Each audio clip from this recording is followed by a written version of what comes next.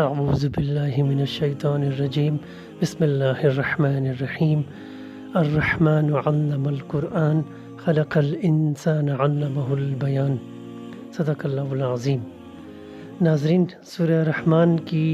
باقاعدہ سماعت سے پہلے چند باتیں عرض کرتا ہوں۔ اس سورت کو عروس القرآن بھی کہا جاتا ہے، یعنی قرآن کی دلہن، کیونکہ اس میں اللہ کی عظمت، اللہ کی تخلیق، دنیاوی اور اخروی نعمتوں کا تذکرہ چھوٹی چھوٹی آیات میں بڑی خوبصورتی اور مؤثر انداز میں آیا ہے۔ اس کی 78 آیات ہیں اور یہ سورت مکی ہے۔ جب مکہ میں آپ صلی اللہ علیہ وسلم کی تکذیب مخالفت عروج پر تھی تو آپ کے جو مخالفین تھے وہ یہ مطالبہ بار بار کر رہے تھے کہ کوئی نشانی یا کوئی معجزہ یا کوئی عذاب دکھایا جائے۔ کوئی معجزہ یا عذاب نہیں آتا تو پھر وہ محمد صلی اللہ علیہ وسلم کی دعوت کو نہیں مانیں گے۔ اس کے جواب میں ان حالات میں یہ صورت نازل ہوئی، اسی لیے اس کے اندر ایک آیت فَبِأَيِّ آلَاءِ رَبِّكُمَا تُكَذِّبَانِ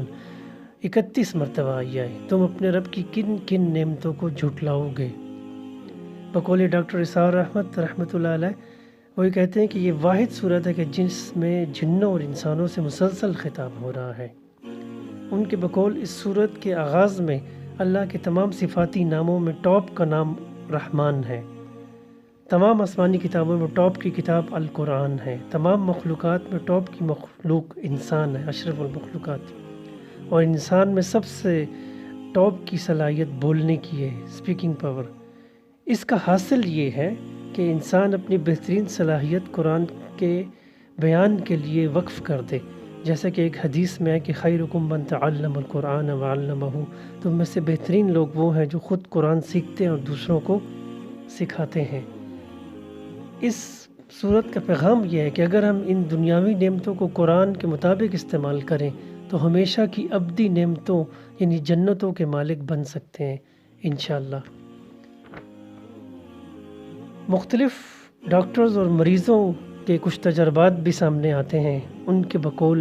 یہ مختلف امراض، مختلف بیماریوں کے لیے بہت ہی مفید اور شفا کی حامل صورت ہے۔ موجودہ دور جو کرونا وائرس کا دور ہے، اس میں بھی اسے سننے کا اہتمام کرنا چاہیے، انشاءاللہ اس سے شفا ہوگی۔ تو آئیے قاری عمر بن محمد شعیب جو دارالعلوم جامعہ امداد العلوم صدر کے ہیں، پشاور صدر کے ایک قاری ہیں، تو ان کی خوبصورت آواز میں یہ صورت سنتے ہیں۔ جزاک اللہ۔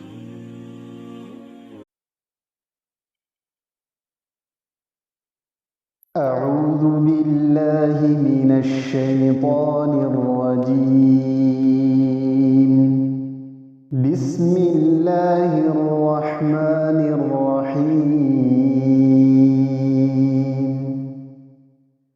الرحمن علم القرآن خلق الإنسان علمه البيان، الشمس والقمر بحسبان والنجم والشجر يسجدان، والسماء رفعها ووضع الميزان ألا تطغوا في الميزان وأقيموا الوزن بالقسط ولا تخسروا الميزان، والأرض وضعها للأنام فيها فاكهة والنخل ذات الأكمام والحب ذو العصف والريحان، فبأي آلاء ربكما تكذبان، خلق الإنسان من صلصال كالفخار وخلق الجان من مارج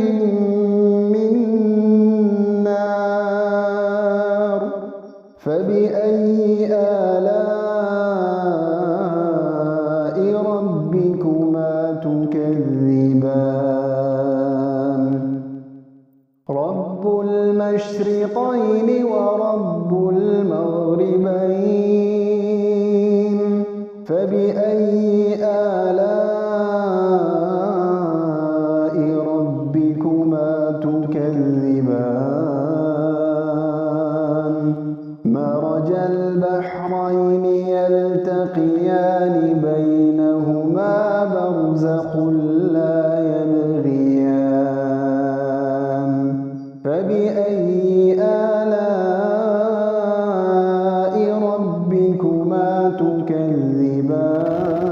تكذبان يخرج منهما اللؤلؤ والمرجان فبأي آلاء ربكما تكذبان وله الجوار المنشآت في البحر كالأعلام فبأي آلاء ربكما تكذبان كل من عليها فان ويبقى وجه ربك ذو الجلال والإكرام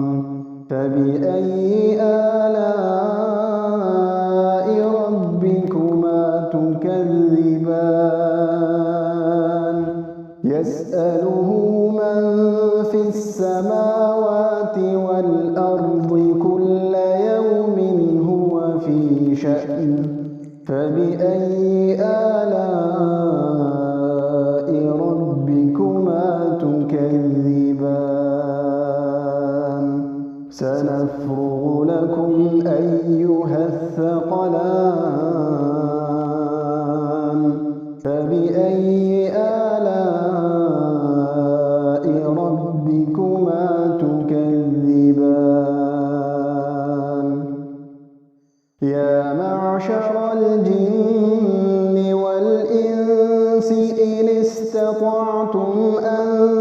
تنفذوا من أقطار السماوات والأرض فانفذوا لا تنفذون إلا بسلطان فبأي آلاء ربكما تكذبان يرسل عليكما شواظ من نار ونحاس فلا تنتصران فبأي آلاء ربكما تكذبان فإذا انشقت السماء فكانت وردة كالدهان فبأي آلاء ربكما تكذبان فيومئذ لا يسأل عن ذنبه إنس ولا جان فبأي آلاء ربكما تكذبان يعرف المجرمون بسيماهم فيؤخذ بالنواصي والأقدام فبأي آلاء ربكما تكذبان هذه جهنم التي يكذب بها المجرمون يطوفون بينها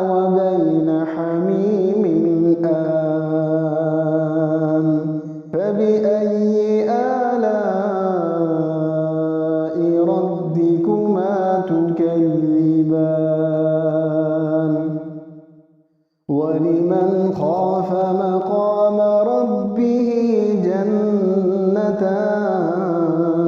جنتان فبأي آلاء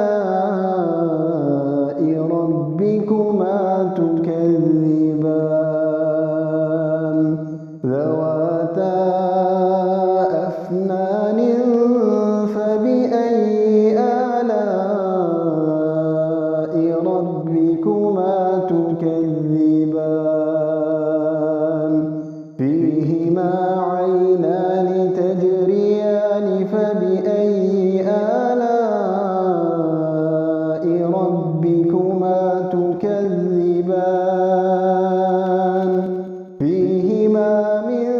كل فاكهة زوجان فبأي آلاء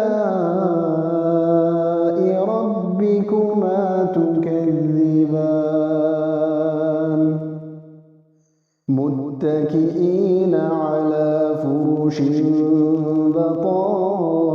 بطائنها من استبرق وجنى الجنتين دان فبأي آلاء ربكما تكذبان فيهن قاصرات الطرف لم يطمثهن إنس قبلهم ولا جان فبأي آلاء ربكما تكذبان كأنهن الياقوت والمرجان فبأي آلاء ربكما تكذبان هل جزاء الإحسان إلا الإحسان فبأي آلاء ربكما تكذبان ومن دونهما جنتان فبأي آلاء ربكما تكذبان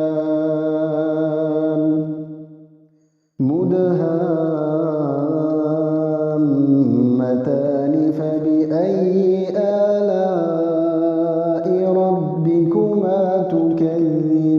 تكذبان فيهما عينان نضاختان فبأي آلاء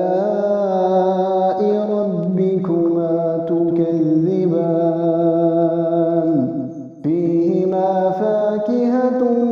ونخل